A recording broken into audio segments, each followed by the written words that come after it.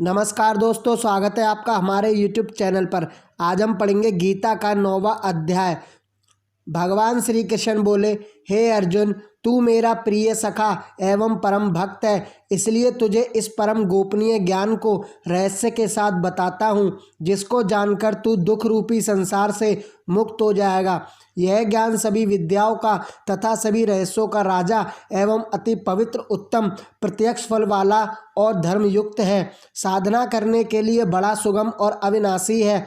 हे कुंती नंदन, इस तत्वज्ञान रूप धर्म में श्रद्धा रहित प्राणी मेरे को न प्राप्त होकर मृत्यु रूपी संसार चक्र में भ्रमण करते हैं। हे धनंजय, मुझ सच्चिदानंद परमात्मा द्वारा यह सभी जगत जल से बर्फ के सदृश परिपूर्ण हैं और सब भूत मेरे अंतर्गत संकल्प के आधार स्थित हैं, लेकिन वास्तव में मैं उनमें स्थित नहीं हूँ। सृष्टि में जितने भी प्राणी हैं वे मेरी ही माया के प्रभाववश हैं। प्राणियों को उत्पन्न करने वाली मेरी आत्मा भी जीवों में व्याप्त नहीं है। हे कुंती नंदन, जिस प्रकार वायु आकाश में व्याप्त होते हुए भी आकाश का स्पर्श नहीं करती, वैसे ही मैं संकल्प द्वारा सभी प्राणियों में व्याप्त होने पर भी उनसे अलग हूँ।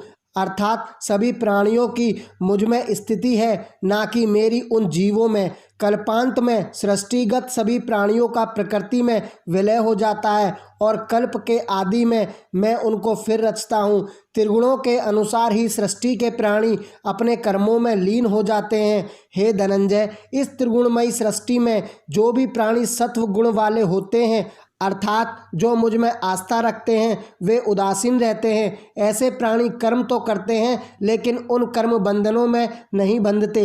हे कौन्ते, मेरी इच्छा होने पर ही प्रकृति योग माया सृष्टि की रचना करती है। अतः प्राणी मोह माया के भ्रमजाल में फंसकर जन्म मरण के चक्र में भ्रमण करता रहता है। यह सर्वदा सत्य है कि मैं ही सभी प्राणियों का रचनाकार स्वामी हूँ। जो प्राणी इस तथ्य अथवा रहस्य को नहीं जानता, वह मूर्ख प्राणी मुझे सांसारिक मानता है, क्योंकि वह मेरे तत्व रूप से अनभिज्ञ होता है। व्यर्थ आशा रखने वाला तथा व्यर्थ कर्म करने वाला प्राणी आसुरी वृत्ति में मोहित होने के कारण ही तामसी प्रवृत्ति का होता है। लेकिन हे धनुर्धर, जो प्राणी अथवा जीव देवी या श्रद्धालु स्वभाव का होता है, वह मुझे ही सृष्टि का निर्माण करता अविनाशी तथा ब्रह्म स्वरूप जानकर नित्य निरंतर मुझ में ही विश्वास करके मेरा स्मरण करता है। ऐसे विचारों वाला प्राणी ही मेरा परम भक्त होता है, वह मेरी प्राप्ति का साधन करता है। हे अर्जुन, मेरे भक्त मुझे कई प्रकार से भजते हैं। कोई मुझे विराट स्वरूपी समझकर भजता है, तो कोई वासुदेव स्वरूप में। मेरे कुछ भक्त ऐसे भी हैं जो स्वामी सेवक की भावना रखते हुए मेरी आराधना करते हैं। हे अर्जुन, क्रतु और यज्ञ अर्थात पंच महायज्ञादिक स्मार्त कर्म मैं हूँ। पितरों में निमित्त दिया जाने वाला अन्न मैं हूँ। सभी वनस्पतियों में मैं हूँ तथा मंत्र में भी मैं हूँ। घृत में मैं हूँ, अग्नि में मैं हूँ और हवन रूप क्रिया भी मैं ही हूँ। हे कौन्ते, मैं ही इस संपूर्ण जगत का भरण पोषण करने वाला एवं कर्मों के फल देने वाला तथा माता पिता और पितामह हूँ। पवित्र ओमकार तथा ऋग्वेद, सामवेद और यजुर्वेद मैं ही हूँ। हे अर्जुन, प्राप्त होने योग्य भरण पोषण करने वाला, सबका स्वामी, शुभाशुभ को देखने वाला, शरण लेने योग्य, प्रत्युपकार न चाहकर हित करने वाला, उत्पत्ति प्रलय रूप सबका आधार और अविनाशी कारण भी मैं ही हूँ। सूर्य रूप में तपता हुआ मैं ही हूँ तथा वर्षा को आकर्षित करने वाला भी मैं ही हूँ। हे कुंती नंदन, अमृत, मृत्यु तथा सत्यासत्य भी मैं ही हूँ। ऋग्वेद, सामवेद तथा यजुर्वेद, इन तीनों वेदों में सकाम कर्मों के निमित्त जिन जिन विधानों का वर्णन किया गया है, उन कर्मों के कर्ता, सोमरस के सेवन करता एवं पापों से पवित्र हुए प्राणी स्वर्ग प्राप्ति के मार्ग में अवरोधक देवरण में निर्वृत्त मुझे यज्ञों के द्वारा पूछकर स्वर्ग की प्राप्ति करना चाहते हैं।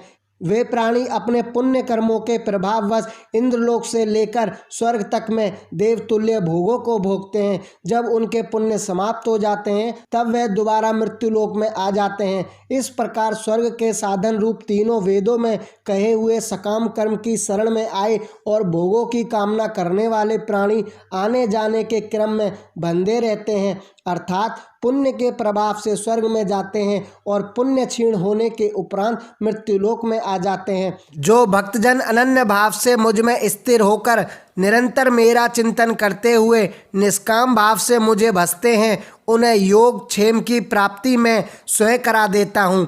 ईश्वर के स्वरूप की प्राप्ति ही योग है और ईश्वर की प्राप्ति के लिए किए गए कर्म या साधन की रक्षा क्षेम है। हे भक्त अर्जुन, जो प्राणी अन्य देवताओं को पूजते हैं वे भी मेरी ही आराधना करते हैं, किंतु उनकी पूजा अर्चना अविधि पूर्वक और अज्ञान पूर्ण होती है, क्योंकि संपूर्ण यज्ञों का भोक्ता और स्वामी भी मैं ही हूँ। परंतु वह अज्ञानवश मुझ अधियज्ञ स्वरूप परमेश्वर को तत्व से नहीं जानते हैं, इसलिए पुनर्जन्म को प्राप्त होते हैं। कारण और विधि के नियम स्पष्ट हैं कि देवताओं को पूजने वाले देवताओं को प्राप्त होते हैं, पितरों को पूजने वाले पितरों को प्राप्त होते हैं और मेरे भक्त मुझे ही प्राप्त होते हैं, इसलिए मेरे भक्तों का पुनर्जन्म नहीं होता। हे अर्जुन, मेरे पूजन में काफ़ी सुगमता भी है। जो भक्त पत्र, पुष्प, फल, जल तथा नैवेद्य इत्यादि मुझे प्रेम और श्रद्धा पूर्वक अर्पण करता है, उस सद्बुद्धि एवं निष्काम प्रेमी भक्त का प्रेम पूर्वक अर्पण किया हुआ वह पत्र पुष्पादि मैं सगुण रूप से प्रकट होकर प्रीति सहित स्वीकार करता हूँ। इसलिए हे भक्त अर्जुन, तू जो भी कर्म करता है, जो कुछ खाता है, जो हवन करता है, जो कुछ दान अथवा दक्षिणा देता है तथा जो कुछ सब धर्माचरण स्वरूप तप करता है, वह सब मुझे अर्पण कर दे। इस प्रकार अर्पण भाव के उदय होने से संन्यास वृत्ति होगी तथा शुभ अशुभ कर्म बंधनों से मुक्ति पाकर तू भी मुझको ही प्राप्त हो जाएगा। मैं सभी जीवों में व्याप्त हूँ, मुझे न तो कोई प्रिय है और न ही कोई अप्रिय है। जो भक्त मुझ भगवान को श्रद्धा एवं निष्कपट भाव से भजता है, उसके हृदय में मैं प्रत्यक्ष रूप से विराजमान रहता हूँ। यदि कोई दुर्जन और दुष्टात्मा प्राणी भी मुझे स्मरण करता है तथा नित्य निरंतर मेरे ही ध्यान में मगन रहता है, तो ऐसे प्राणी को भी सज्जन समझना चाहिए, क्योंकि उसकी अंतरात्मा में यह विश्वास दृढ़ता से उत्पन्न होता है कि मेरे लिए परमेश्वर के अतिरिक्त कोई दूसरा भजनीय नहीं है, इसलिए वह भी परम पद को प्राप्त होता है। इसलिए हे धनंजय, तू यह निश्चित जान कि मेरे भक्त का कभी विनाश नहीं होता। स्त्री, वैश्य और शूद्रादिक तथा अन्य पाप योनि वाले प्राणी भी यदि मेरी शरण में आए तो उन्हें परम गति की प्राप्ति होती है। हे पार्थ, ब्राह्मण मेरा मुख व क्षत्रिय मेरी बाँह है, इसलिए जब ये निस्वार्थ और श्रद्धापूर्वक से मेरी भक्ति में लीन होते हैं तो अवश्य ही मुक्त हो जाते हैं। मनुष्य देह बड़ी दुर्बलता से प्राप्त होती है, इसलिए हे अर्जुन, मनुष्य शरीर को प्राप्त करके नित्य निरंतर मेरा ही भजन कर। काल का विश्वास मत कर, क्योंकि मनुष्य की देह का कोई भरोसा नहीं है।